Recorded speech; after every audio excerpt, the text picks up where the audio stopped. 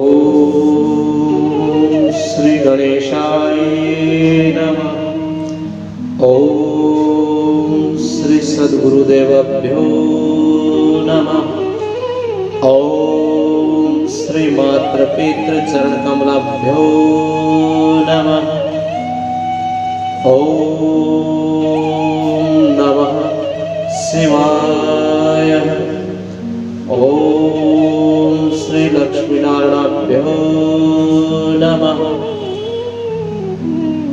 बोलिए गजानंद भगवान की जय। बोलिए शिव महापुराण की जय। बोलिए लक्ष्मी नारायण भगवान की जय। नमः पार्वती पते हर हर महादेव। आइए, पूर्व में हमने कथा सुनी कि अंधक को भगवान शिव ने पराजित करके त्रिशूल में घोंप करके स्थाणु के समान उसको ऊपर उठा लिया और जर्जर करके उसके शरीर को लटका दिया त्रिशूल के ऊपर। इसी प्रकार की कथा सनत कुमार वेद व्यासी को सुना रहे हैं। और भगवान शंकर अपने पुत्रों के सहित कैलाश पर्वत में लौट आए और गिरिराज की गुफा को लौट आए। वहां उन्होंने अपने अंशभूत देवताओं को गिरिजा कुमारी के साथ उत्तम लीलाएं करने लगे। वेदव्यासी महाराज ने पूछा कि हे महाबुद्धिमान संत कुमार जी, जब महान भयंकर रोमांचकारी संग्राम चल रहा था, उस समय त्रिपुरारी भगवान शंकर ने दैत्य गुरु विद्वान शुक्राचार्य को निकल लिया था। यह घटना मैंने पूर्व में सुन रखी है, लेकिन हे महाराज, आप इसे मुझे विस्तार पूर्वक सुनाए, मेरी बहुत इच्छा है। क्योंकि भृगुनंदन बुद्धिमान शुक्र भी तो कलाकालीन अग्नि के समान उग्र तेजस्वी थे। वे शंभू के जठर पंजर में कैसे निकल सके? उन्होंने कैसे और कितने काल तक आराधना की? हे तात, उन्हें तो मृत्यु का शमन करने वाली पराविद्या भी प्राप्त हुई थी। वह विद्या कौन सी थी जिसके मृत्यु का निवारण हो जाता है? हे सनत कुमार जी, लीला विहारी भगवान शंकर के त्रिशूल से छूटे हुए अंधक को गणाध्यक्ष की प्राप्ति कैसे हुई? हे तात, मुझे शिव लीला अमृत कथा श्रवण करने की विशेष लालसा है। अतः आप मुझ पर कृपा करके वे सारा वृतांत श्रवण कराइए। ब्रह्मा जी कहते हैं कि अमित तेजस्वी वेदव्यासी महाराज के इन वचनों को सुनकर के सनत कुमार ने शिव जी के चरण कमलों का ध्यान करते हुए कहने लगे कि हे वेदव्यासी महाराज, भगवान शंकर के प्रथमों की जब अत्यंत विजय होने लगी, तब अंधक घबरा करके शुक्राचार्य की शरण में चला गया और उसने गिड़गिड़ाकर मृत संजीवनी विद्या के द्वारा मरे हुए असुरों को जीवित करने की प्रार्थना की। इस पर शुक्राचार्य ने शरणागत धर्म की अर्थात शरण में आए हुए की रक्षा करने का जो धर्म है, उसकी रक्षा करना उचित समझा और अपने धर्म की रक्षा की। फिर तो वे युद्ध स्थल में चले गए और आदर पूर्वक विद्या के स्वामी भगवान शंकर का स्मरण करते हुए दैत्य पर मृत संजीवनी विद्या का प्रयोग करने लगे। उस विद्या का प्रयोग होते ही वे सभी दैत्य दानव वीर एक साथ हथियार लेकर के खड़े हो गए। उठ खड़े हुए मानो अभी ये उठ सो करके उठे हो, जैसे पूर्णतया अभ्यस्त किया हुआ, जैसे वेद को अभ्यास करते हैं वेदों का अभ्यास किया हुआ समर भूमि में बादल और श्रद्धा पूर्वक ब्राह्मणों को दिया हुआ धन आपत्ति काल में तुरंत प्रकट हो जाता है, उसी प्रकार वे सभी राक्षस मृत संजीवनी के द्वारा खड़े हो गए। शुक्राचार्य ने संजीवनी प्रयोग से जब बड़े बड़े दानव जीवित होकर के देवताओं को बुरी तरह मारने लगे, तब प्रथमों ने जाकर के प्रथमेश्वर भगवान शिव को यह समाचार सुनाया। तब भगवान शिव ने नंदी को आदेश दिया कि हे नंदिन, तुम अभी तुरंत जाओ और दैत्यों के बीच में से द्विज श्रेष्ठ शुक्राचार्य को उठा कर ले आओ। जैसे बाज किसी लावे को उठाकर ले जाता है, उसी प्रकार से तुम ले आओ। सनत कुमार जी कहती है, हे महर्षि, वृषभध्वज के योग कहने पर नंदी एक सांड के समान बड़ी तेज से दौड़ने लगे। गरजते हुए तुरंत सेना को लांग करके उस स्थान पर पहुंचे जहां पर भृगुवंशी शुक्राचार्य जी महाराज विराजमान थे। वहां समस्त दैत्य हाथों में पास और अलग अलग प्रकार के हथियार लेकर के खड़े हुए थे। उनकी सुरक्षा में यह देख करके बलशाली नंदी ने दैत्यों को विशुद्ध करके शुक्राचार्य का उसी प्रकार से अपहरण कर लिया जैसे शरभ हाथी को उठा करके ले जाता है। महाबली नंदी के द्वारा पकड़े जाने पर शुक्राचार्य की यह हालत हो गई कि उनके वस्त्र खिसक गए, आभूषण गिरने लगे, केस खुल गए। तब देव शत्रु दानव उन्हें छुड़ाने के लिए सिंहनाद करने लगे और सिंहनाद करते हुए नंदी के पीछे दौड़ पड़े। जैसे मेघ जल की वर्षा करते हैं, उसी प्रकार से नंदी के ऊपर बहुत से अन्य प्रकार के अस्त्रों शस्त्रों से वार करने लगे। तब उस देवासुर संग्राम में विकराल रूप धारण करके गणाधिराज नंदी ने अपने मुख से आग प्रकट करके सैकड़ों शस्त्रों को भस्म कर दिया और उन भृगुनंदन को दबोच करके शत्रु दल के व्यथित करते हुए भगवान शिव के समीप आ पहुंचे और शीघ्र ही उन्हें निवेदित करते हुए कहने लगे, हे प्रभु, ये शुक्राचार्य उपस्थित है। तब भगवान शंकर बोले, अच्छा। तो भगवान शंकर ने कुछ नहीं कहा और भगवान भूतनाथ देवादिदेव ने पवित्र पुरुष के द्वारा प्रदान किए हुए उपहार की भांति शुक्राचार्य को पकड़ करके बिना कुछ बोले फल की तरह अपने मुंह में ले लिया और निगल गए। अर्थात भगवान शिव ने शुक्राचार्य को निगल लिया। तब तो जितने भी देवासुर सभी असुर जोर जोर से हाहाकार मचाने लगे, क्योंकि उनका गुरु शुक्राचार्य आज भगवान के उदर में चला गया। उन्हें बचाने वाला कोई नहीं, क्योंकि शुक्राचार्य ही दैत्यों को मृत संजीवनी के द्वारा अर्थात भगवान शंकर के उस महामंत्र महामृत्युंजय पाठ के द्वारा विद्या के द्वारा उनको जीवित कर सकते थे। लेकिन अब शुक्राचार्य को खोए हुए देख करके वो सोचने लगे कि अब हम प्रथमों के ऊपर विजय हासिल नहीं कर सकते। व्यास जी महाराज कहते हैं, जब गिरिजेश्वर ने शुक्राचार्य को निगल लिया तब दैत्यों की विजय की आशा जाती रही। उसी समय उनकी दशा ऐसी हो गई जैसे बिना सूंड के हाथी की होती है, बिना सींग के बैल की होती है, मस्तक विहीन देह होता है, अध्ययन के बिना ब्राह्मण होता है और उद्यमहीन प्राणी होता है। भाग्यहीन के उधम और पति रहित स्त्री की जो हालत होती है, ऐसी हालत उन दैत्यों की हो गई। दैत्यों का सारा उत्साह जाता रहा। तब अंधक ने महान दुख प्रकट करते हुए अपने शूरवीर राक्षसों को बहुत उत्साहित किया और कहा कि हे वीरों, जो रणागण में छोड़ करके भाग जाते हैं, उनकी ख्याति अपयश रूपी काली मां से मलिन हो जाती है। अर्थात जो भूमि रणभूमि को छोड़ करके जाता है उसको कलंक लग जाता है। उससे तो अच्छा कहीं है कि हम इस रणभूमि में अपने प्राण त्याग दें, रण तीर्थ में आगमन कर लिया जाए, तो अन्य तीर्थ स्नान करने की और दान और तप करने की कोई आवश्यकता नहीं रहती।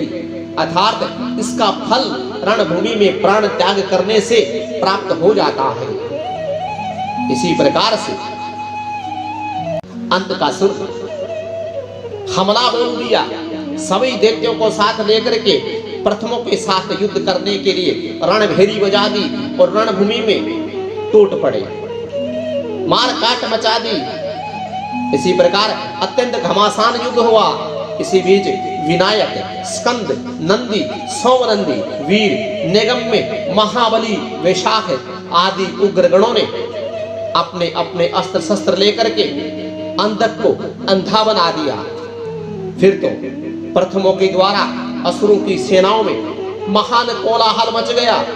उस घोर शब्द को सुनकर के शंभु के उदर में स्थित शुक्राचार्य आश्रय सहित वायु की भांति निकलने का मार्ग ढूंढने लगे। भगवान शंकर के पेट में शुक्राचार्य चले गए और बाहर निकलने का मार्ग ढूंढने लगे, लेकिन घूमते घूमते चक्कर काटने लगे, लेकिन कोई भी बाहर निकलने का रास्ता नहीं मिला। उन्होंने भगवान शिव के उदर में 7 लोकों का दर्शन किया, पाताल सहित ब्रह्मा का दर्शन किया, नारायण का दर्शन किया, इंद्र आदि अप्सराओं के विचित्र भवन वहां पर देखे। और तो और जहां पर युद्ध हो रहा था वह संग्राम, प्रथमासुर संग्राम भी उन्हें भगवान शंकर के उदर में पेट में दिखने लगा। इसी प्रकार वे 100 वर्षों तक भगवान शिव की कुक्षी में चारों तरफ भ्रमण करते रहे, परंतु उन्हें बाहर निकलने का कोई छिद्र दिखाई नहीं पड़ा। जैसे दुष्ट की दृष्टि सदाचारों के छिद्र नहीं देख सकती, तब भृगुनंदन ने शिव योग का आश्रय ले लिया, एक मंत्र का जाप किया। उस मंत्र के प्रभाव से वे शिव के जठरा पंजर से शुक्र रूप में लिंग मार्ग से बाहर निकले। तब उन्होंने शिव जी को प्रणाम किया। गौरी ने उन्हें पुत्र रूप में स्वीकार किया और विघ्न रहित बना दिया। तदंतर करुणा सागर भगवान शंकर भृगुनंदन शुक्राचार्य को अपने शिवलिंग के रास्ते से बाहर निकलता हुआ देखकर मुस्कुराते हुए कहने लगे, हे भृगुनंदन, चूंकि तुम मेरे शिवलिंग के मार्ग से शुक्र की तरह बाहर निकले हो, इसीलिए अब तुम शुक्र कहलाओगे। जाओ, अब हम तुम्हें पुत्र स्वीकार करते हैं। सनत कुमार जी कहते हैं, हे मुनीश्वर, देवेश्वर शंकर के यो कहने पर सूर्य के सदृश कांति शुक्र ने पुनः शिव जी को प्रणाम किया और हाथ जोड़ करके स्तुति करने लगे। शुक्र ने कहा, हे भगवान, आपके पैर, सिर, नेत्र, हाथ और भुजाएं अनंत हैं, आपकी मूर्ति की भी गणना नहीं की जा सकती। ऐसी दशा में आप स्तुति तुल्य ही सिर झुकाकर किस प्रकार मैं आपकी स्तुति करूं। आपकी 8 मूर्तियां शास्त्रों में बताई गई हैं और आप अनंत मूर्ति भी है। आप संपूर्ण सुरों और असुरों की कामना पूर्ण करने वाले हैं तथा अनिष्ट दृष्टि से देखने के पर आप संहार भी कर देते हैं। ऐसे सत्वन के योग्य आपकी मैं किस प्रकार से स्तुति करूं। सनत कुमार जी कहते हैं, हे मुने, इसी प्रकार शुक्र ने भगवान शिव की स्तुति करके उन्हें नमस्कार किया और उनकी आज्ञा से पुनः दानवों की सेना में प्रविष्ट हुए और ठीक उसी तरह जैसे चंद्रमा मेघों की छटा में प्रवेश करते हैं व्यास जी महाराज, इसी प्रकार रणभूमि में शंकर ने जिस तरह शुक्र को निगल लिया था वह वृत्तांत तो मैंने कह सुनाया। अब शंभु के उदर में शुक्र ने जिस मंत्र का जाप किया था उसका वर्णन सुनो। हे महर से यह मंत्र इस प्रकार है, हरि ओम नमस्ते देवेशाय सुरासुर नमस्कृताय भूत भव्ये महादेवाय हरित पिंगल लोचनाय बलाय बुद्धि रूपिणे व्याघ्र वसनम छंदसारहीण्याय त्रिलोक्ये प्रभवे ईश्वराय हराय हरिनेत्राय। इसी प्रकार से इस मंत्र का जाप करते हुए शुक्र शंभु के जठर पंजर से लिंग के रास्ते उत्कृष्ट वीर्य की तरह निकल गए। उसी समय गौरी ने उन्हें पुत्र के रूप में स्वीकार किया और जगदीश्वर भगवान शिव ने अजर अमर शुक्र को बना दिया। तब वे दूसरे शंकर के सदृश शोभा पाने लगे। 3000 वर्ष व्यतीत होने पर पश्चात वे वेद विधि मुनीश्वर शुक्र पुनः भूतल पर महेश्वर से उत्पन्न हुए। उसी समय उन्होंने धैर्यशाली एवं तपस्वी दानवराज अंधक को देखा। उसका शरीर सूख चुका था, वह त्रिशूल पर लटका हुआ था, परमेश्वर शिव का ध्यान कर रहा था। वह शिव जी के 108 नामों का जाप कर रहा था। यह 108 नाम भगवान शिव के बड़े पुण्यदायक हैं। इससे बड़े बड़े कष्ट दूर हो जाते हैं और मनुष्य कितना भी संकट में क्यों ना हो, शारीरिक कष्ट में क्यों ना हो, महामृत्युंजय जाप और इस 108 नाम से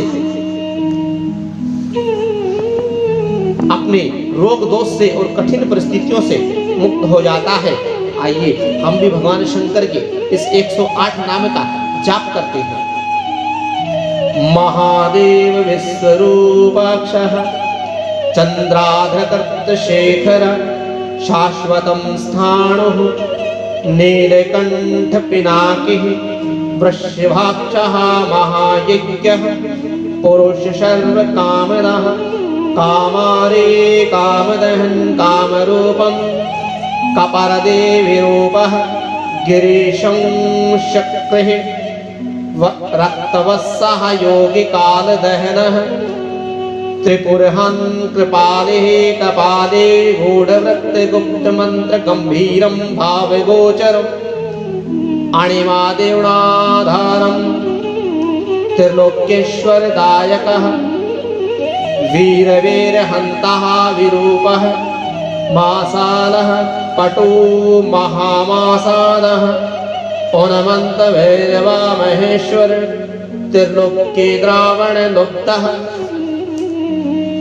लबरक यगसुदन कृतिका सुक्त युक्तः ओनमंत कृतिवास गजकृति प्रधानः क्षुब्ध है भुजंग भूषण दतालंब वितालः घोर शाकिनी पूजितः अघोर घोर दित्यधन घोर घोषः वनस्पति भस्मांगः जटिल शुद्ध भेरुंड शक्त सेवितः भूतेश्वर पंचभूतास्त्रित भूतनाथ खग क्रोधित निष्ठुर चंडेक्ष चंडिक प्रियाय चंडतुंड गुरुत्तमानः त्रिस्त्रिंशः शव भोजना लेलिहाना महारुद्र मृत्यो मृत्यु गोचर मृत्यो मृत्युः महासेन समसान नारायण वासिः राग विरागः रागान्धः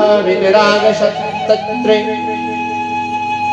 सतवरज्जः तमधर्म अधर्म वासनानुंजः असत्य सद्रूप सत्यः सद्रूपः अर्धनारेश्वर अहेतुक भानु भानुकोटि शतप्रभ यज्ञ यज्ञपवति रुद्रः यज्ञपदे ईशान वरदा शिवा। इसी प्रकार से एक कल्याण स्वरूप भगवान शिव के 108 मूर्तियों का ध्यान करके वह दानव उस महान भय से मुक्त हो गया। उस समय प्रसन्न हुए जटाधारी भगवान शंकर ने उसे मुक्त करके उस त्रिशूल के अग्रभाग से उतार दिया और दिव्य अमृत की वर्षा करके अभिषिक्त कर दिया। तत्पश्चात महात्मा महेश्वर उसने जो कुछ भी किया था उस सब का सत्वान पूर्वक वर्णन करते हुए उस महादैत्य अंधक से कहने लगे, हे दैत्येंद्र, मैं तेरे इंद्रिय निग्रह नियम शौर्य और धैर्य से प्रसन्न हो गया हूँ। अतः सुव्रत, अब तू कोई वर मांग ले। दैत्यों के राजाधिराज, तूने निरंतर मेरी आराधना की है, इससे तेरा सारा कल्प मस धप गया है और अब तू वर पाने के योग्य हो गया है। इसीलिए तुझे वर देने के लिए मैं आया हूँ, क्योंकि 3000 वर्षों तक बिना खाए पिए तूने ये तप किया है, वह पुण्य कमाया है, उससे फलस्वरूप तुझे सुख की प्राप्ति होनी चाहिए। संत कुमार जी कहने लगे, हे मुने, यह सुनकर के अंधक ने भूमि पर अपने घुटने टेक दिए और फिर वह हाथ जोड़ करके कांपता हुआ भगवान उमापति से कहने लगा, हे भगवान, आपकी महिमा जाने बिना मैंने पहले रणागण में हर्ष गदगद वाणी से आपको जो कुछ भी किया, दीनहीन वचन, नीच से नीच वचन कहा और मूर्खतावश लोक में जो जो निंदिक कर्म है वो मैंने किया। हे प्रभु, उन सबको आप अपने मन से स्थान ना देना, अर्थात उसे भूल जाएं। हे महादेव, मैं अत्यंत ओछा और दुखी व्यक्ति हूँ। मैंने कामोदवश पार्वती के विषय में भी जो दूषित भावना कर ली थी उसे आप क्षमा कर दें। आपको तो अपने कृपण दुखी एवं दीन भक्त सदा ही विशेष प्रिय है करना चाहिए। मैं उसी तरह का एक दीन भक्त हूँ और आपकी शरण में आया हूँ। प्रभु देखिए, मैंने आपके सामने अंजलि बांध रखी है, अब आपको मेरी रक्षा करनी चाहिए। ये जगत जननी पार्वती देवी भी मुझ पर प्रसन्न हो जाए और सारे क्रोध को त्याग कर मुझे कृपा दृष्टि से देखे। हे चंद्रशेखर, कहाँ तो इनका भयानक क्रोध और कहाँ मैं कुछ देखते। हे चंद्रमौली, मैं किस प्रकार उसको सहन नहीं कर सकता। हे भगवान शंभु, कहाँ तो आप उदर परम उदार आप और कहाँ बुढ़ापा, मृत्यु और काम क्रोध आदि दोषों से विभूषित कहाँ मैं। हे महेश्वर, आपके ये युद्ध कला निपुण महाबली वीर पुत्र मेरी कृपणता पर विचार कीजिए और विचार करके अब क्रोध के वशीभूत मत होइए। हे प्रभु, हे तुषारहार, चंद्र किरण, शंख, कुलम, पक्ष और चंद्रमा के से वर्ण वाले हे शिव, मैं इन पार्वती को गुरुता की गौरवश नित्य मात्र दृष्टि से देखूंगा। मैं नित्य आप दोनों का भक्त बना रहूंगा। देवताओं के साथ होने वाला मेरा वैर दूर हो जाए तथा मैं शांत चित्त होकर के योग चिंतन करता हुआ गणों के साथ निवास करूं। हे महेश, आपकी कृपा से मैं उत्पन्न हुए इस विरोधी दानव भाव का पुनः कभी स्मरण ना करूं। यही उत्तम आप मुझे वरदान दे दीजिए। संत कुमार कहते हैं, हे मुनि सतम, इसकी इतनी बात कहकर मैं दैत्यराज माता पार्वती की ओर देख करके त्रिनयन शंकर का ध्यान करता हुआ मौन हो गया। तब रुद्र ने उसकी ओर कृपा दृष्टि से देखा। उनकी दृष्टि पड़ते ही उसे अपने पूर्व वृत्तांत तथा अद्भुत जन्म का स्मरण हो आया। उस घटना का स्मरण होते ही उसका मनोरथ पूर्ण हो गया। फिर तो माता पिता अथा भगवान शंकर और पार्वती को प्रणाम करके वह कृत्य हो गया। उसी समय पार्वती तथा बुद्धिमान शंकर ने उसका मस्तक शुंग करके उसको प्यार किया। इसी प्रकार अंधक के प्रसन्न हुए भगवान चंद्रशेखर से अपना सारा मनोरथ प्राप्त कर दिया। हे मुने, महादेव जी की कृपा से अंधक को जिस प्रकार परम सुखद गणा अध्यक्ष का पद प्राप्त हुआ था वह सारा वृत्तांत मैंने कह सुनाया और मृत्युंजय मंत्र का भी वर्णन कर दिया। यह मंत्र मृत्यु का विनाशक और संपूर्ण कामनाओं का फल देने वाला है। इसे प्रयत्न पूर्वक जाप करना चाहिए। ओम त्र्यंबकं यजामहे सुगंधिं पुष्टिवर्धनम् उर्वारुकमिव मृत्युमोक्षोऽमामृताम्। इस महामंत्र का जाप करना चाहिए। सनत कुमार जी कहते हैं, हे वेदव्यासी महाराज, इसी मंत्र को मृत संजीवनी कहा गया है और व्यासी महाराज मुनिवर शुक्राचार्य को शिव के मृत्युंजय नामक मृत्यु का प्रसन्न मन करने वाली पराविद्या जिस प्रकार प्राप्त हुई थी अब उसका वर्णन करता हूँ, सुनो। पूर्व काल की बात है।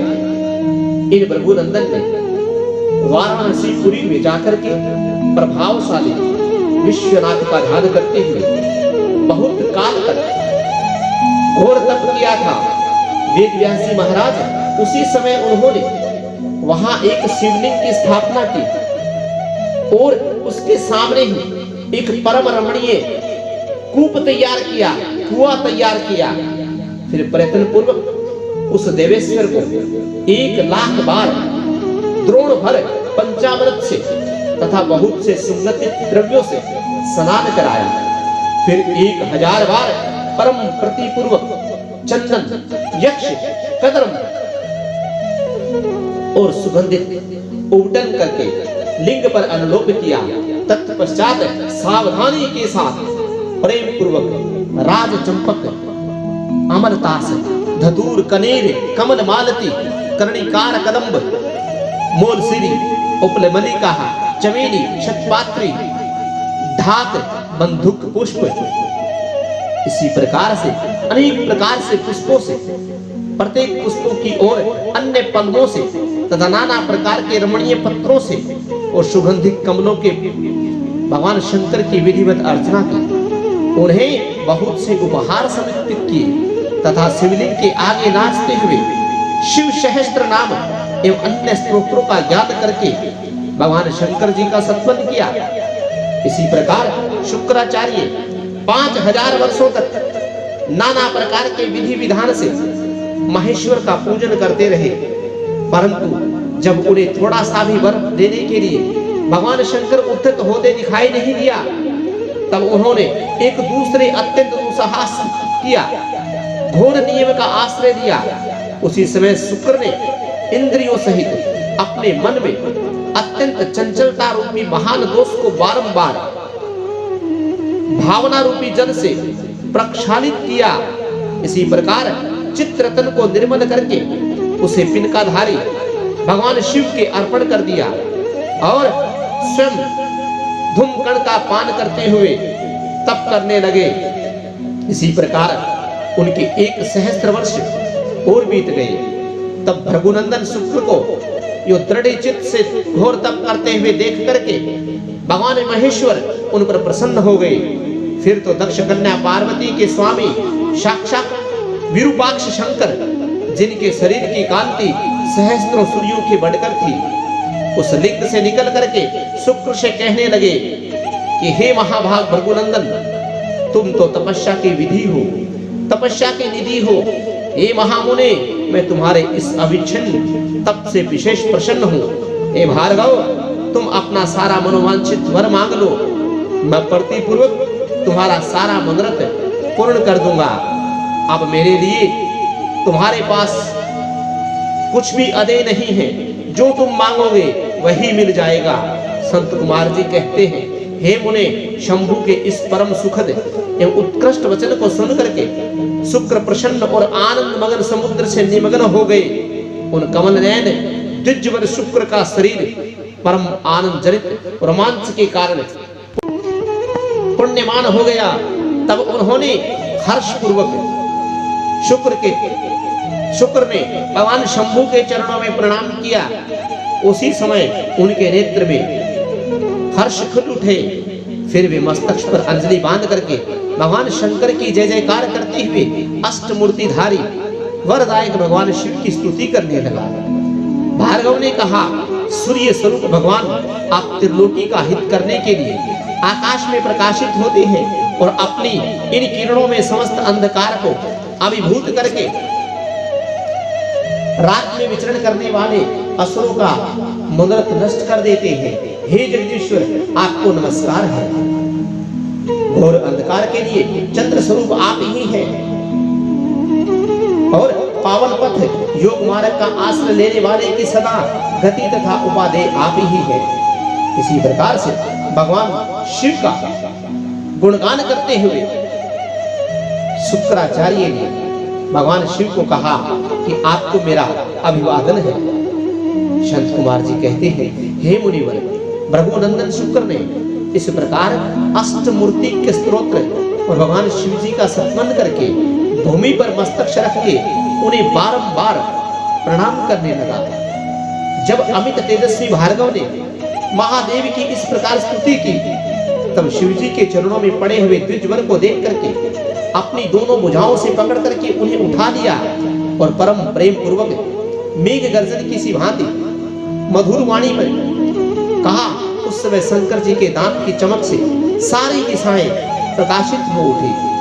महादेव जी कहने लगे, हे विप्रवर, हे कवे, तुम मेरे पावन भक्त हो।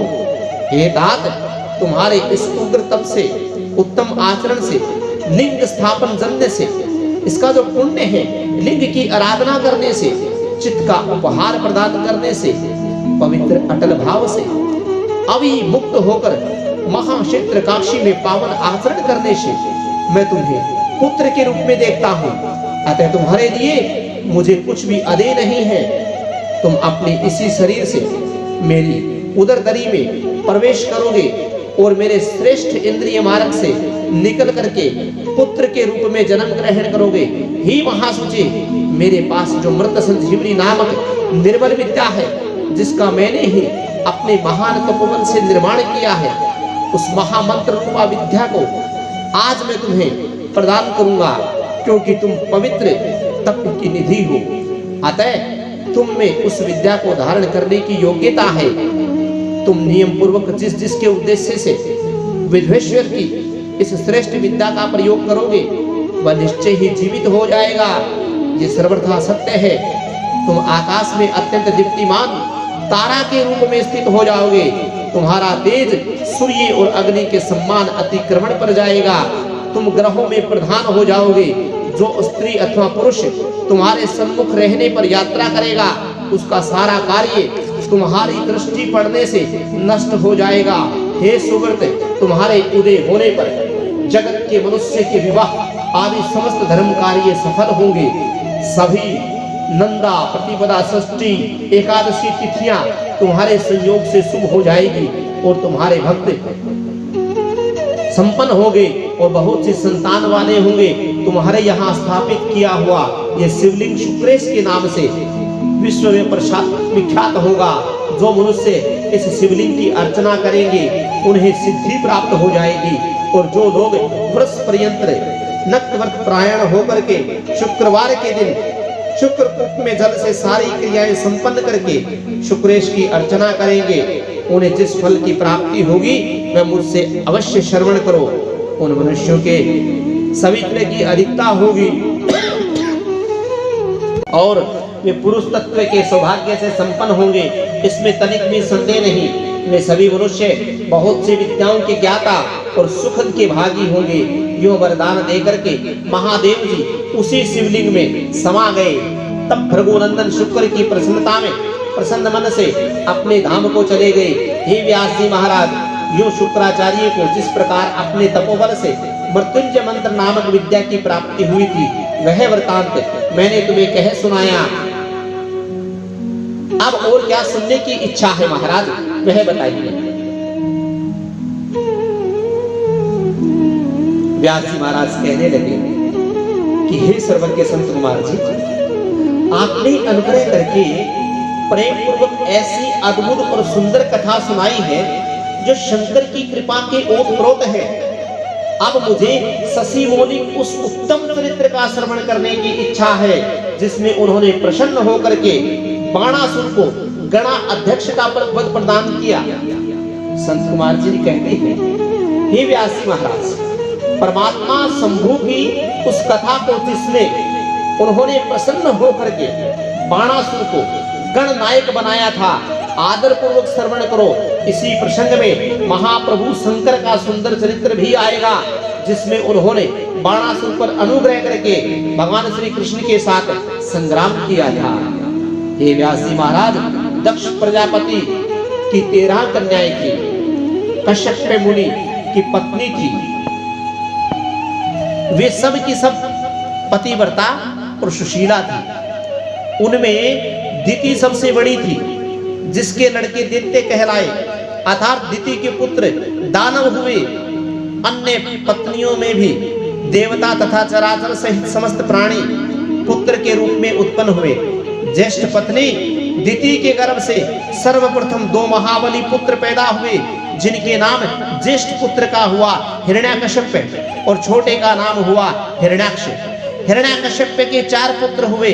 दैत्य श्रेष्ठों का क्रमशः आह्लाद, अनुअहलाद, सहलाद और प्रहलाद। उनमें से प्रहलाद जितेंद्रिय तथा महान विष्णु भक्त हुए।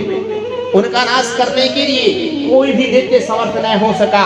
प्रहलाद का पुत्र हुआ विरोचन। वह दानियों में सर्वश्रेष्ठ हुआ।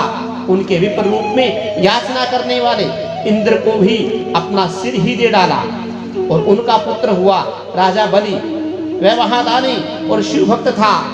इसने वामन भगवान रूपी विष्णु की माया से पृथ्वी दान कर दी। और बलि का ओरस पुत्र हुआ बाण। वह शिव भक्त, मानी, उदार, बुद्धिमान, सत्य प्रतिज्ञ और सहस्त्रों का दान करने वाला था। वह असुरराज ने पूर्व काल में त्रिलोकी को तथा त्रिलोकी अधिपति को बलपूर्वक जीत करके शोणितपुर में अपनी राजधानी बनाई और वहां रहकर राज्य करने लगा। उसी समय देवगण शंकर की कृपा से उस शिव भक्त बाणासुर के किंकर के सम्मान हो गए।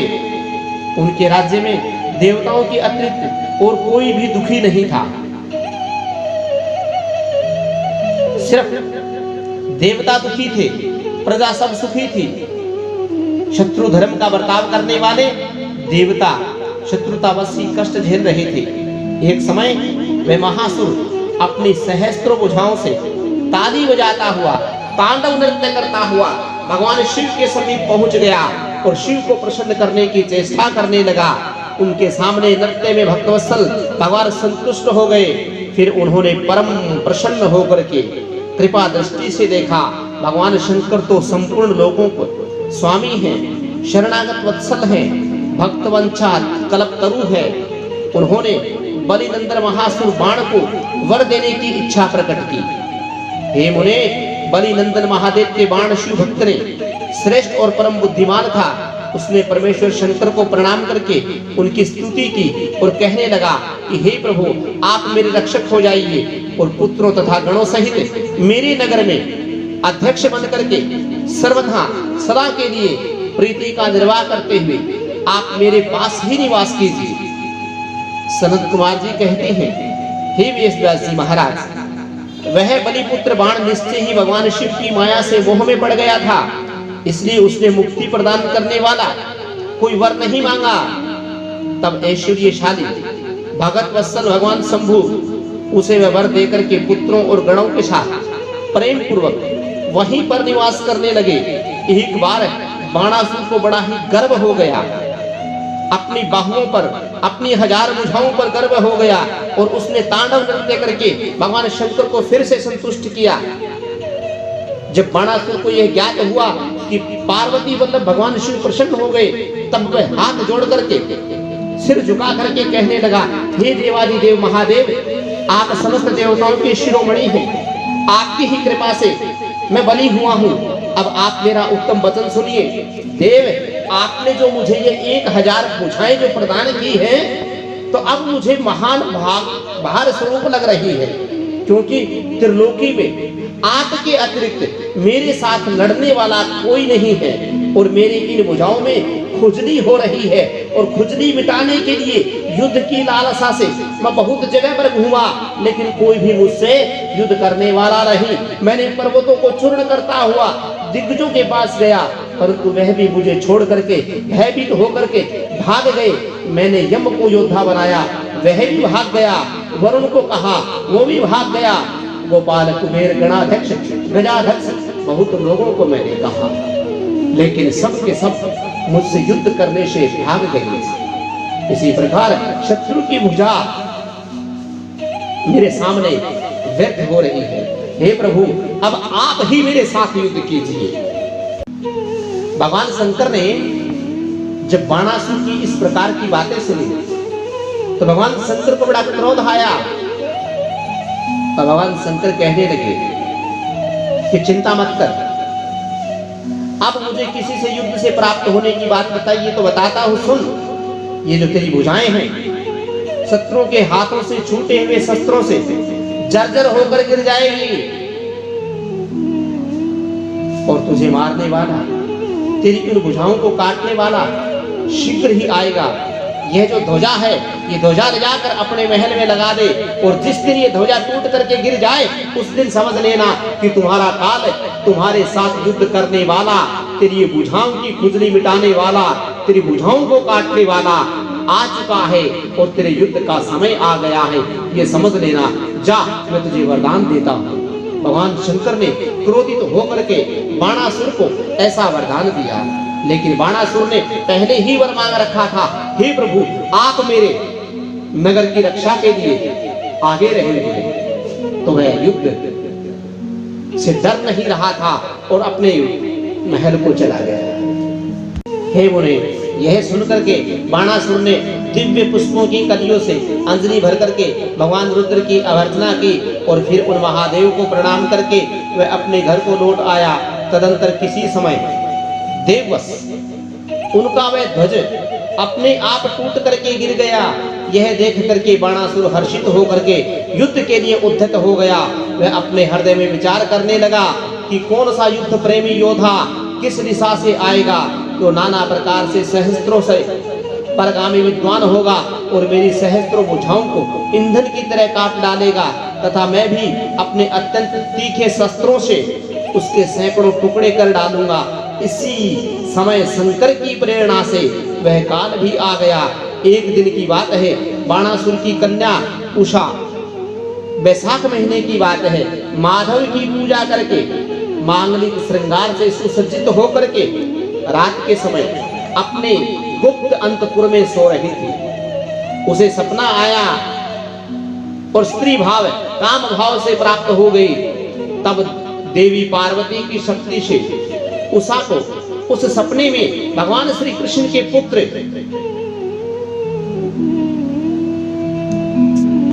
भगवान श्री कृष्ण के पौत्र अनिरुद्ध से मिलन प्राप्त हुआ सपने में, और जागने पर वह व्याकुल हो गई और उसे अपनी सखी चित्रलेखा से अपने सपने में मिले हुए पुरुष को ला देने के लिए कहा।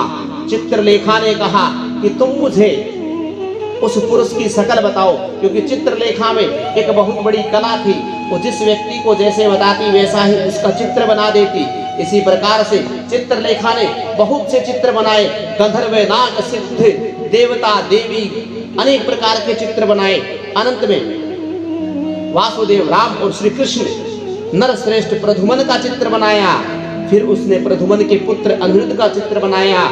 तब उसे देख करके उज्जा लज्जित हो गई और उषा कहने लगी कि उसका मुख अवनत हो गया और कहने लगी, हे सखी, रात में जो मेरे पास सपने में आया था, जिसने शीघ्र ही मेरे चित्त को चुरा लिया, वह यही चोर है, यही पुरुष है। तदनंतर उषा के अनुरोध करने पर चित्रलेखा ज्येष्ठ कृष्ण चतुर्दशी के दिन तीसरे पहर में द्वारिकापुरी को पहुंच गई और क्षण मात्र में ही पलंग सहित अनिरुद्ध को उठा करके महल में ले आई। क्योंकि वह चित्रलेखा एक दिव्य योगिनी भी थी। उषा अपने प्रेतम को पाकर के प्रसन्न हो गई।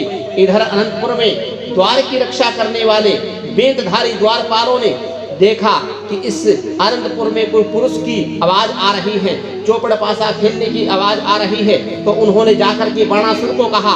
बाणासुर क्रोध में भर करके आया, लेकिन अपने दूतों को भेजा। देखा कि वहां पर अवश्य कोई पुरुष है, तो उन्होंने सेना भेजी, लेकिन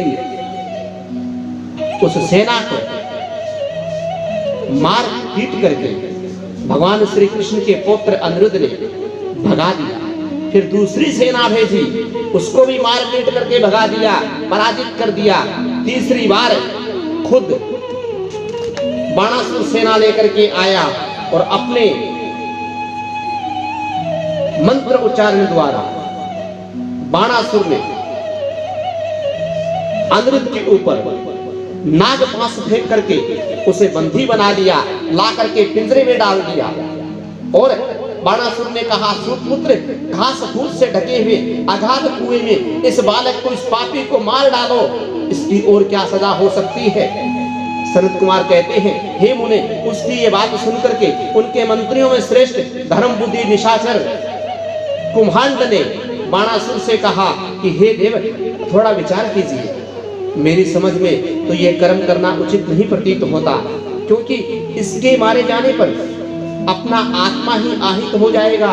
पराक्रम में तो यह निपुण है और विष्णु के सम्मान दिख रहा है। जान पड़ता है आप पर कुपित होकर के चंद्रचूड़ ने अपने उत्तम तेज से इसे बढ़ा दिया है। साहस में यह शेषी मौली की समानता कर रहा है, क्योंकि इस अवस्था में पहुंच जाने पर भी ये पुरुषार्थ का डटा हुआ है। ये ऐसा बलि है, यद्यपि नाग इसे बलपूर्वक डस भी रहे हैं, तथापि यह हम लोगों को तृणवत ही समझ रहा है। सनत कुमार जी कहते हैं, हे व्यास जी महाराज, दानव कुमंड राजनीति के ज्ञाताओं में श्रेष्ठ था। वह बाण से होकर के ऐसा कहकर के फिर अनिरुद्ध से कहने लगा, हे नराधाम, अब तू वीर दैत्य राज की स्तुति कर और दीन वाणी से कहे कि मैं हार गया, जो बारंबार कहकर उसे हाथ जोड़कर नमस्कार कर ले। ऐसा करने पर ही तू मुक्त हो जाएगा, अन्यथा तुझे बंधन से और कष्ट भोगना पड़ेगा। उसकी बात सुनकर के अनिरुद्ध कहने लगा, हे दुराचारी निशाचर, तुझे क्षत्रिय धर्म का ज्ञान नहीं। अरे शूरवीर के लिए दीनता दिखाना, युद्ध में मुख मोड़कर भागना मरने से भी बढ़कर कष्टदायक होता है। मेरे विचार से तो विचार युद्ध चरण कांटे की तरह चुभने वाला होता है। वीर माने क्षत्रियों के लिए रणभूमि में सदा सन्मुख लड़ते हुए मरना ही श्रेष्ठ कर है। भूमि पर पड़कर हाथ जोड़कर दीन की तरह मरना कदापि नहीं। सनत कुमार जी कहते हैं, हे मुने, इसी प्रकार अनिरुद्ध ने बहुत सी वीरता की बातें कही, जिन्हें सुनकर के बाणासुर को महान विस्मय हुआ, उसे क्रोध भी आया। उसी समय समस्त वीरों के, अनिरुद्ध के और मंत्री कुम्हांड के सुनते सुनते बाणासुर के आश्वना आर्त आकाशवाणी हुई, हे महाबली बाण, तुम बलि के पुत्र हो, अब थोड़ा विचार तो करो। परम बुद्धिमान शिव भक्त, तुम्हारे लिए क्रोध करना उचित नहीं है।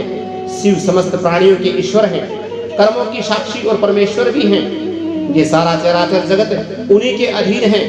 वे ही सदा रजोगुण, सतोगुण और तमोगुण का आश्रय लेकर के ब्रह्मा विष्णु रुद्र रूप में लोगों की सृष्टि, भरण पोषण और संहार करते हैं।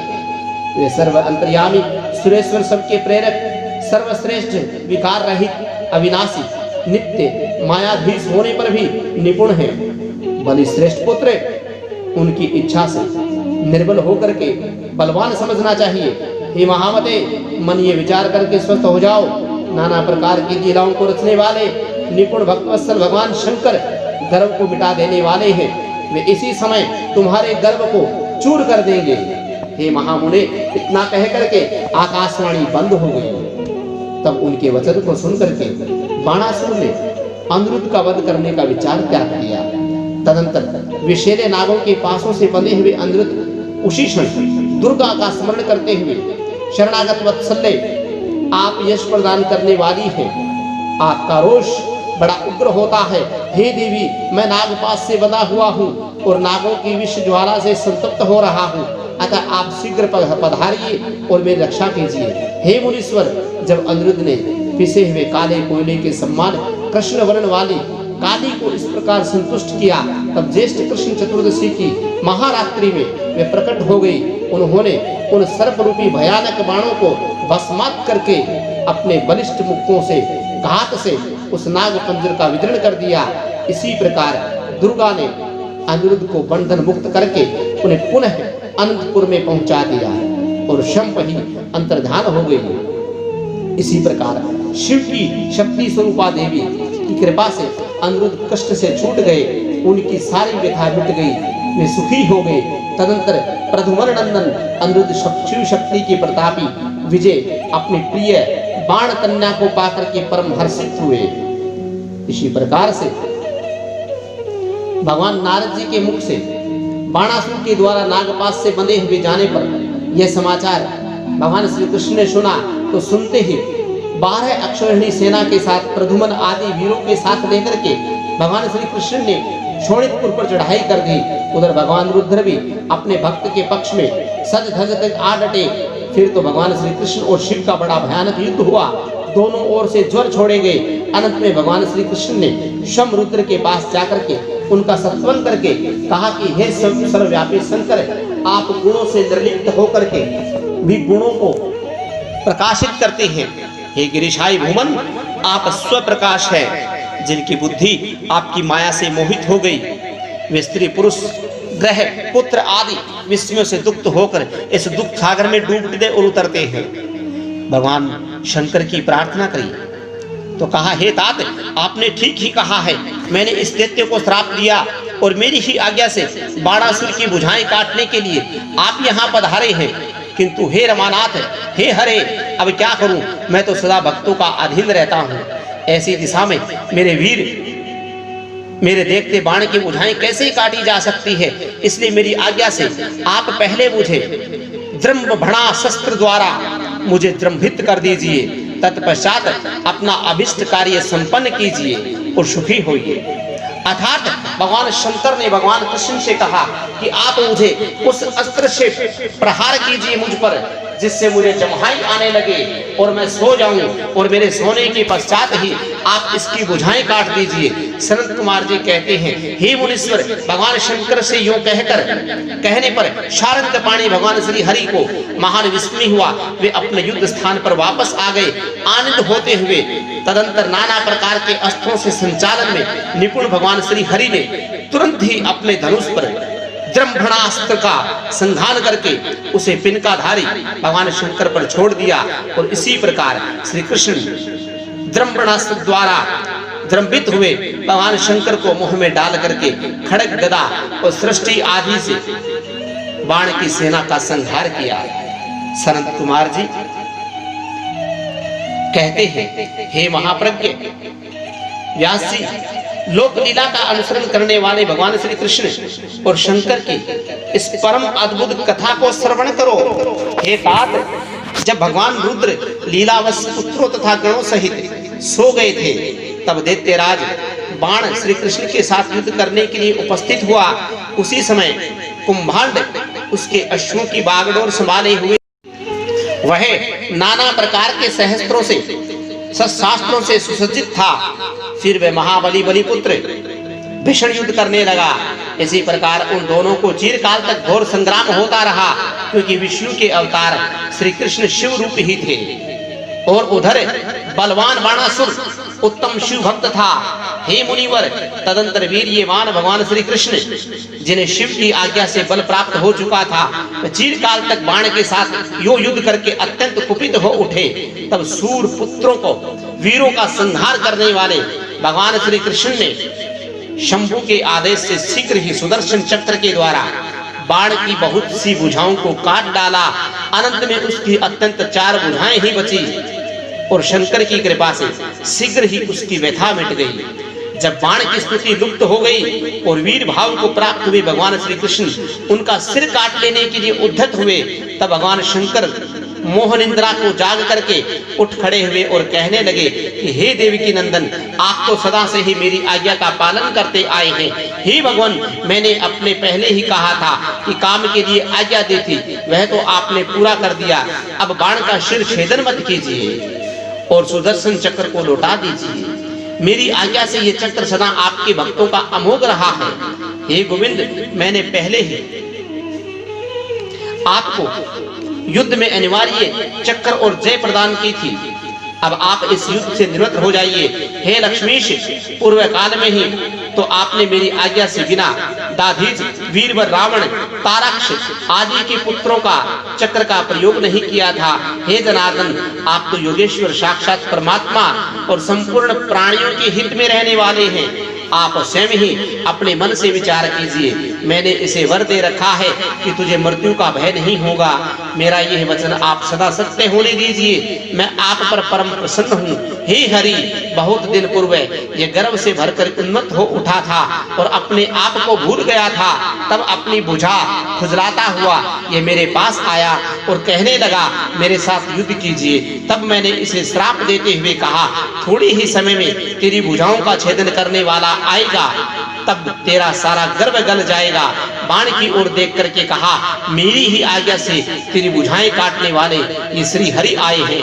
फिर भगवान श्री कृष्ण से कहा, अब आप युद्ध बंद कर दीजिए और वर वधु को साथ लेकर के अपने घर लौट जाइए। यो कह करके भगवान महेश्वर ने उन दोनों की मित्रता करा दी और उनकी आज्ञा ले जा करके पुत्र और गणों के साथ अपने निवास स्थान को चले गए। संत कुमार जी कहते हैं, हे मुने, शंभू का कथन सुनकर के अक्षत शरीर वाले भगवान श्री कृष्ण ने सुदर्शन चक्र को वापस लौटा लिया।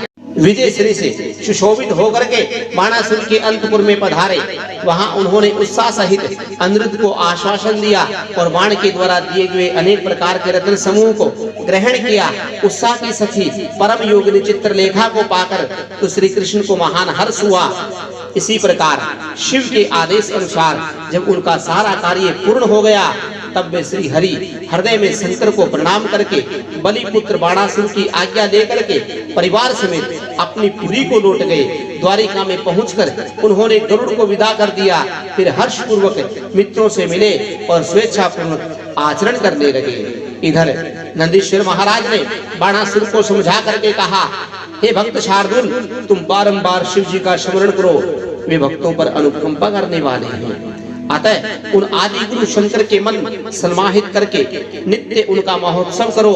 तब द्वेष रहित हुआ महामनस्वी बाण नंदी के कहने पर धैर्य धारण करके तुरंत ही शिव स्थान को चला गया। वहां पहुंचकर उसने नाना प्रकार के स्तोत्रों के द्वारा शिव जी की स्तुति की, उन्हें प्रणाम किया। फिर वह पद को ठुमके की ताल लगाते हुए, हाथों को घुमाते हुए, नाना प्रकार का तांडव करते हुए वह शिव सहस्त्र का त्रिशूलधारी चंद्रशेखर भगवान शंकर को प्रसन्न करने लगा और नाच नाच करके प्रेम भक्तवत्सल भगवान श्री हरि हर्षित होकर के बाण से कहने लगे, हे बलिपुत्र, प्यारे बाण, तेरे नृत्य से मैं संतुष्ट हो गया हूँ।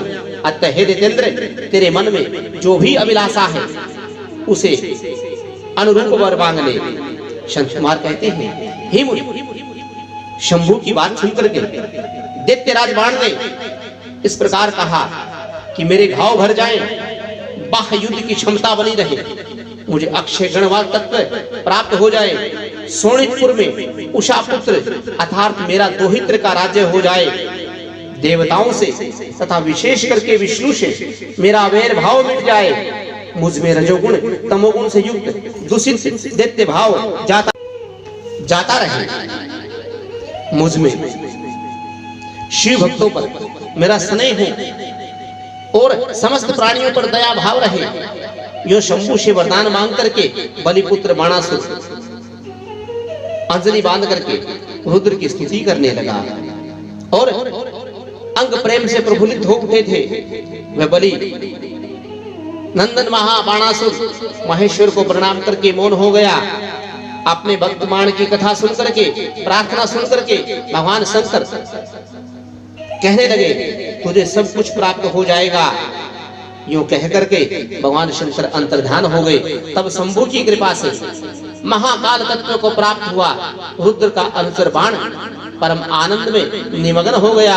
हे व्यास जी महाराज, इसी प्रकार मैंने संपूर्ण भवनों में नित्य क्रीड़ा करने के वाले समस्त गुरुजनों के भी सदगुरु शूलपाणी भगवान श्री कृष्ण शंकर का बाण विशेष चरित्र जो परम उत्तम कर्ण प्रिय मधुर वचनों द्वारा तुमसे वर्णन कर दिया। संत कुमार जी कहते हैं, हे व्यास जी महाराज, अब प्रेम पूर्वक शशि मौली शिव के उस चरित्र को श्रवण करो जिसमें उन्होंने त्रिशूल द्वारा दानवराज गजासुर का वध किया था। गजासुर महिषासुर का पुत्र था। जब उसने सुना कि देवताओं से प्रेरित होकर देवी ने मेरे पिता को मार दिया था, तब उसका बदला लेने के लिए उसने घोर तप किया। उसके तप की ज्वाला से सभी जलने लगे। देवताओं ने जाकर के ब्रह्मा जी से अपना दुख सुनाया। तब ब्रह्मा जी ने उसके सामने प्रकट होकर के उससे प्रार्थना की और वरदान दिया, और वह काम के वश होने वाले किसी भी स्त्री या पुरुष से नहीं मरेगा, महाबली और सबसे अजय होगा। वर पाकर के तो गर्व से भर गया। सब दिशाओं तथा सब लोकपालों के स्थानों पर उसने अधिकार कर लिया। अंत में भगवान शंकर की राजधानी आनंदवन काशी में जाकर के वह सबको सताने लगा। देवताओं ने भगवान शंकर से प्रार्थना की। भगवान शंकर काम पर विजय प्राप्त करने वाले हैं। उन्होंने घोर युद्ध में उसे हरा करके त्रिशूल में पिरो दिया। तब उसने भगवान शंकर का सत्वन किया। शंकर ने उस पर प्रसन्न होकर के इच्छित वर देने को कहा। गदासुर ने कहा, दिगंबर स्वरूप महेश्वर, यदि आप मुझ पर प्रसन्न हैं तो अपने त्रिशूल की अग्नि से पवित्र हुए मेरे इस चरम को आप सदा धारण कीजिए। हे विभो, मैं पुण्य गंधों की निधि हूँ, इसलिए मेरा यह चरम चिरकाल तक उग्र तपरूपी अग्नि की ज्वाला में पड़कर भी दग्ध नहीं हुआ। हे दिगंबर, यदि मेरा यह चरम पुण्यवान न होता तो रणांगण में इसे आपके अंगों पर कैसे संग प्राप्त होता। हे शंकर, यदि आप तुष्ट हैं तो मुझे एक दूसरा वर भी दीजिए।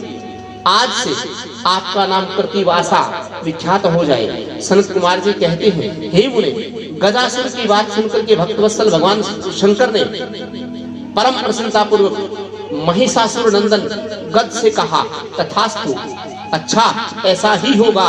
तदंतर परमात्मा भक्त प्रिय महेश उस दानवराज गज से, जिसका मन भक्ति के कारण निर्मल हो गया था, पुनः कहने लगे, हे दानवराज, तेरा ये पावन शरीर मेरे इस मुक्ति साधक क्षेत्र काशी में मेरे लिंग के ऊपर स्थित हो जाए। इसका नाम कर्तिका सेवर हो जाएगा, कर्तिका वा शेश्वर। यह समस्त प्राणियों के लिए मुक्तिदाता, महान पातकों का विनाशक, संपूर्ण लिंगों में शिरोमणि और मोक्ष प्रदान करने वाला होगा। उस विशाल चरम को लेकर के भगवान शंकर ने ओढ़ लिया। हे मुनीश्वर, उसी दिन से काशी के उस लिंग में कर्तिवासेश्वर के नाम से प्रसिद्ध हुआ। उस दिन बहुत बड़ा उत्सव मनाया गया। काशी निवासी सारी जनता तथा प्रथम गण हर्षमगन हो गए। विष्णु और ब्रह्मा आदि देवताओं का मन भी हर्ष से परिपूर्ण हो गया। वे हाथ जोड़ करके कर्तिवासेश्वर से नमस्कार करके उनकी स्तुति करने लगे। संत कुमार जी कहते हैं, हे व्यास जी, अब मैं चंद्रमौली के इस चरित्र का वर्णन करूंगा जिसमें शंकर ने दुदुम्बिर्निलहाद नामक दैत्य को मारा था। तुम सावधान होकर सुनो। दिति पुत्र महाबली हिरण्याक्ष के विष्णु द्वारा मारे जाने पर दिति को बहुत दुख हुआ। तब देवशत्रु दुदुम्बिर्निलहाद ने उसको आश्वासन देकर के ये वचन कहा था कि देवताओं के बल में ब्राह्मण हैं और ब्राह्मण ही नष्ट हो जाएंगे तो यज्ञ नहीं होगा, और यज्ञ नहीं होगा तो देवताओं को आहार नहीं मिलेगा, और देवताओं को आहार नहीं मिलेगा तो देवता निर्बल हो जाएंगे। तब मैं उन पर सहज ही विजय प्राप्त कर लूंगा। यो विचार करके ब्राह्मणों को वह दैत्य मारने लगा। ब्राह्मणों का प्रधान स्थान वाराणसी है। वह सोच करके काशी पहुंचा। वन में वनचर बनकर समीरा लेते हुए, जल में जलचर बनकर स्नान करते हुए, रात में व्याघ्र बनकर सोते हुए ब्राह्मणों को खाने लगा। एक दिन की बात है, शिवरात्रि के अवसर पर एक भक्त अपनी पर्णशाला में देवादिदेव शंकर का पूजन करके गणाध्यक्ष ध्यानास्थ बैठा था।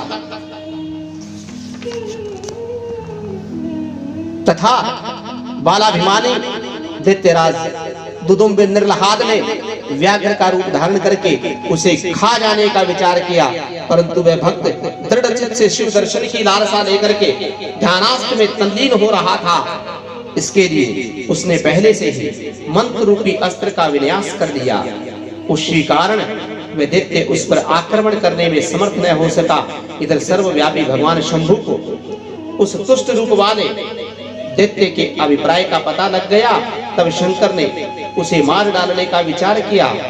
इतने में जो ही उस दैत्य ने व्याघ्र रूप से उस भक्त को अपना ग्रास बनाना चाहा, तो ही जगत की रक्षा करने के लिए मणि स्वरूप तथा भक्त रक्षण के लिए कुशल बुद्धि वाले त्रिलोचन भगवान शंकर वहीं पर प्रकट हो गए और उसे बगल में दबोच करके उसके सिर पर वज्र से प्रहार किया और घूंसा से प्रहार किया। तब मुष्टि प्रहार से उसको कांख में दाबोचने से व्याघ्र अत्यंत व्यथित हो गया और अपनी दहाड़ से पृथ्वी तथा आकाश में कंपाता हुआ मृत्यु का ग्रास बन गया। यह भयंकर शब्द सुन करके तपस्वियों का हृदय कांप उठा। वे रात में ही उस शब्द का अनुसरण करते हुए उस स्थान पर आ पहुंचे। वहां परमेश्वर शिव को बगल में उस पापी को दबाए हुए देख करके सब लोग उनके चरणों में पड़ गए और जय जयकार करने लगे, उनकी स्तुति करने लगे। जो मनुष्य यहाँ आकर के श्रद्धा पूर्वक मेरे इस स्वरूप का दर्शन करेगा, भगवान शंकर कहने लगे, निसंदेह मैं उसके सारे उपद्रवों का नाश कर दूंगा। जो मानव मेरे इस चरित्र को सुनेगा, हृदय में इस लिंग का स्मरण करेगा, संग्राम में प्रवेश करेगा, उसे अवश्य विजय की प्राप्ति होगी।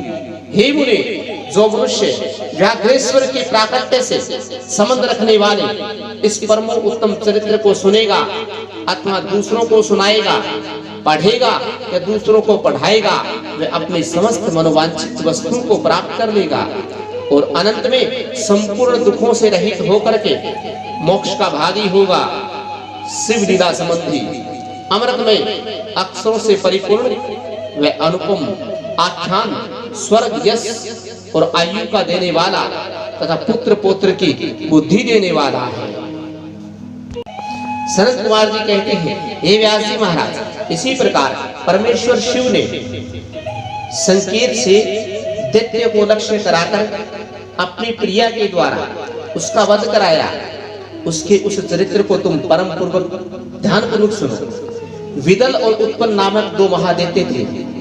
उन्होंने ब्रह्मा जी से किसी पुरुष के हाथ से न मरने का वर प्राप्त करके सब देवताओं को जीत लिया।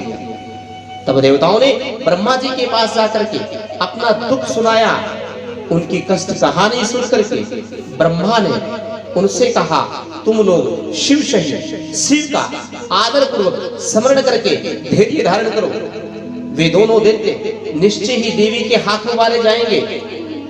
शिवा शहीद शिव परमेश्वर कल्याण करता और भक्तवत्सल है, वे शीघ्र ही तुम लोगों का कल्याण करेंगे। सनत कुमार जी कहते हैं, हे व्यास जी महाराज, देवों से यूं कह करके ब्रह्मा जी शिव का स्मरण करते हुए मौन हो गए। तब देवगण भी आनंदित होकर के अपने अपने धाम को लौट गए। एक समय नारद जी के द्वारा पार्वती के सौंदर्य की प्रशंसा सुनकर के वे दोनों दैत्य उनका अपहरण करने की बात सोचने लगे और पार्वती जी गेंद उछाल कर खेल रही थी, वहीं से जाकर के आकाश में विचरने लगे। वे दोनों घोर दुराचारी, उनका मन अत्यंत चंचल हो रहा था। वे गणों का रूप धारण कर लिया और अंबिका के निकट आ गए। उन दुष्टों का संहार करने वाले भगवान शिव ने अवहेलना पूर्वक उनकी ओर देखा। उनके नेत्रों से प्रकट हुई चंचलता के कारण तुरंत ही उन्हें पहचान लिया कि ये शिवगण नहीं दैत्य हैं। फिर तो सर्व अंतर्यामी महादेव ने दुर्गति नाशिनी दुर्गा को अपने कटाक्ष नेत्रों द्वारा सूचित कर दिया कि ये दोनों दैत्य हैं, गण नहीं हैं। हे तात, तब पार्वती अपने स्वामी महाकौतुक परमेश्वर शंकर के उस नेत्र संकेत को समझ लिया, आंखों के इशारे को समझ लिया। उसके पश्चात सर्वज्ञ शिव की अर्धांगिनी पार्वती ने उस संकेत को समझ करके उसी गेंद से एक साथ ही उन दोनों पर चोट की। वे महादेवी की गेंद से आहत होकर के दोनों महाबली दुष्ट दैत्य चक्कर काट कर उसी समय भूतल पर गिर पड़े। जैसे वायु के झोंके से चंचल होकर के दो पके हुए ताड़ के फल डंठल से टूट करके गिर पड़ते हैं, अथवा जैसे वज्र के प्रहार से महागिरी की दो शिखर ढह जाते हैं, उसी प्रकार अकार्य करने के लिए उद्धत उन दोनों महादेवों को दराशायी करके वह गेंद लिंग रूप में परिणित हो गया। समस्त दुष्टों का विचार निवारण करने वाला वह लिंग कंदुकेश्वर के नाम से विख्यात हुआ और ज्येष्ठेश्वर के समीप स्थित हो गया। काशी में स्थित कंदुकेश्वर लिंग दुष्टों का विनाशक, भोग मोक्ष का प्रदाता और सर्वदा सत्पुरुषों की समस्त कामनाओं को पूर्ण करने वाला है। जो मनुष्य इस अनुपम आख्यान को हर्षपूर्वक सुनता है या सुनाता है अथवा पढ़ता और पढ़ाता है, उसे भय का दुख नहीं रहता। वह इस लोक में नाना प्रकार के संपूर्ण उत्तम सुखों को भोग करके अनंत में देव दुर्लभ दिव्य गति को प्राप्त कर लेता है। ब्रह्मा जी कहते हैं, हे मुनिसत्तम, मैंने तुमसे रुद्र संहिता के अंतर्गत इस युद्ध खंड का वर्णन किया है। यह खंड संपूर्ण मनोरथों का फल प्राप्त करने वाला है। इसी प्रकार मैंने पूरी रुद्र संहिता का वर्णन कर दिया। यह शिव जी को सदा परम प्रिय है और भक्ति मुक्ति रूप फल प्रदान करने वाली है। हे सूत जी महाराज, इसी प्रकार शिवानुगामी ब्रह्मपुत्र नारद शंकर के उत्तम यश को तथा शिव शक्त नाम को सुन करके कृतार्थ हो गए। कल्याणकारक ये ब्रह्मा और नारद का संवाद पूर्ण रूप से मैंने कह दिया। अब तुम्हारी और क्या इच्छा है? इसी के साथ आज की कथा को विश्राम करते हैं और यहाँ पर रुद्र संहिता का युद्ध खंड संपूर्ण होता है। बोलिए शिव शंकर भगवान की जय, बोलिए शिव महापुराण की जय। नमः पार्वती पते हर हर महादेव। बोलिए श्री लक्ष्मी नारायण भगवान की जय।